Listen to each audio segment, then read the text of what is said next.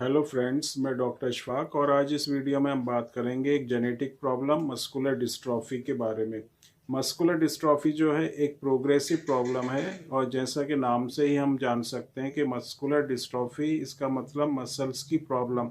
Muscles में अगर weakness होती है और ये जो वीकनेस है ये टाइम के साथ बढ़ती रहती है, तो इसी को जो है मस्कुलर डिस्ट्रॉफी कहते हैं। ये कई तरह की मस्कुलर डिस्ट्रॉफी होती है। जो बच्चों में बहुत ज़्यादा पाई जाने वाली जो डिस्ट्रॉफी है उसको ड्यूशन मस्कुलर डिस्ट्रॉफी कहते हैं, या जिसको डीएमडी भी कहा जाता है। इसमें बच्चा जो है 3 साल की जब उसकी एज होती है या उससे ऊपर एज होती है, तो उसमें इस ड्यूशन मस्कुलर डिस्ट्रॉफी या डीएमडी के सिम्टम्स दिखाई देने लगते हैं। पेरेंट्स ऑब्जर्व करते हैं कि बच्चा जो है उसको चलने में प्रॉब्लम हो रही है, या कभी कभी चलते हुए वो गिर जाता है बच्चा। बैठ के उठने में उसको प्रॉब्लम होने लगती है, या तो वो घुटने के ऊपर हाथ रख के उठता है या फिर ज़मीन पर अपना हाथ रख के सपोर्ट लेके बच्चा जो है उठता है। जीना चढ़ने में और जीने को उतरने में उसको प्रॉब्लम होती है, और कहीं भी ऊंचा नीचा जहाँ पर भी होगा वहाँ पर बच्चे को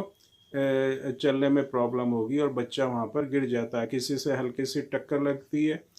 तो उससे भी बच्चा जो है गिर जाता है, और ये जो प्रॉब्लम होती है ये बढ़ती ही चली जाती है, और 9-10 साल का बच्चा जब होता है तो व्हील चेयर पे आ जाता है। बाहर की जो मसल्स होती हैं उसके साथ जो इंटरनल मसल्स होती हैं, जो इंटरनल ऑर्गन्स होते हैं, उसकी मसल्स भी वीक होने लगती हैं। हार्ट की मसल्स वीक होती हैं,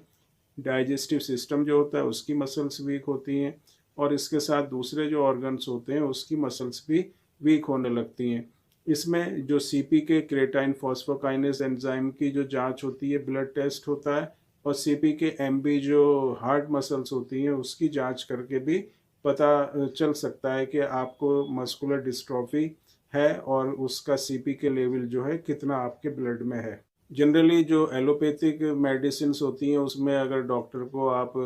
कंसल्ट करते हैं तो मल्टीविटामिन या विटामिन डी या कैल्शियम की टैबलेट जो होते हैं डॉक्टर प्रेस्क्राइब करते हैं, लेकिन इन मेडिसिन का जो मस्कुलर डिस्ट्रॉफी का जो पेशेंट होता है उसके ऊपर कोई ज़्यादा इफेक्ट नहीं होता, क्योंकि ये जो है एक इस तरह की प्रॉब्लम होती है कि आप जनरली कैल्शियम विटामिन से इसको ठीक नहीं कर सकते, या आप इसको रोक भी नहीं सकते, या इसकी जो स्पीड होती है उसको स्लो भी नहीं कर सकते। तो एलोपैथिक मेडिसिन में जो इस तरह की अभी तक कोई भी मेडिसिन अवेलेबल नहीं है। मेडिसिन आप लेते रहते हैं, मल्टीविटामिन कैल्शियम लेते रहते हैं, उसके बाद भी जो प्रॉब्लम होती है वो बढ़ती ही रहती है। इसके बाद जो दूसरी तरफ अगर हम देखते हैं तो होम्योपैथिक सिस्टम जो होता है उसमें बहुत ही अच्छी, बहुत ही effective homeopathic medicine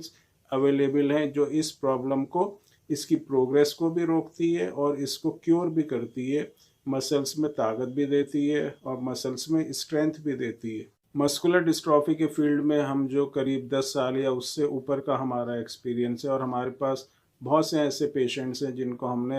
homeopathic medicine से जो प्रॉब्लम है उसकी प्रोग्रेस को रोका और उसमें इम्प्रूवमेंट भी किया, और बहुत से ऐसे पेशेंट हैं जिनको ये जो प्रॉब्लम होती है बिल्कुल उनका क्योर भी हुआ है। जो होम्योपैथिक मेडिसिन हम प्रोवाइड करते हैं या जो हम देते हैं वो सिम्टम्स के हिसाब से, आपको किस तरह की मस्कुलर डिस्ट्रॉफी है, आपकी एज कितनी है,